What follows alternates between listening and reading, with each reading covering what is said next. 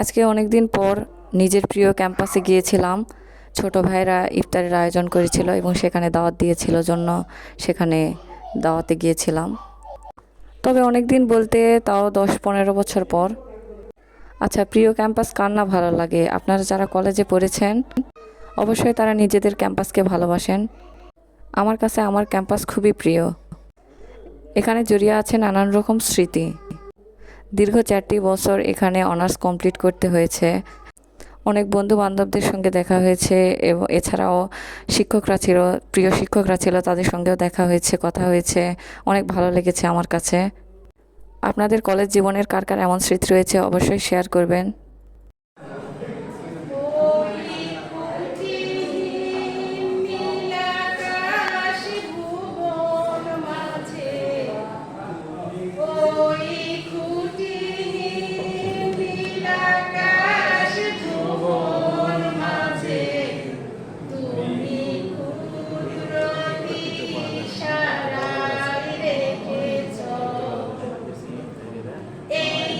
শ্যামল পৃথিবীর চিত্রখানি তুমি তোমার হাতে এঁকেছ।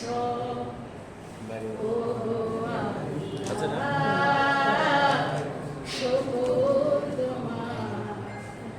আমার যে মুসলিম করেছ,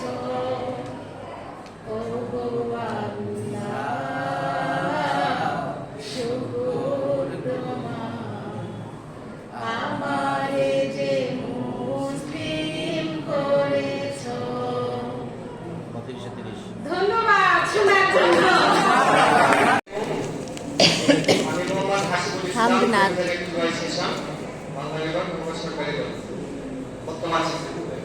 নাসিরুল ইসলাম।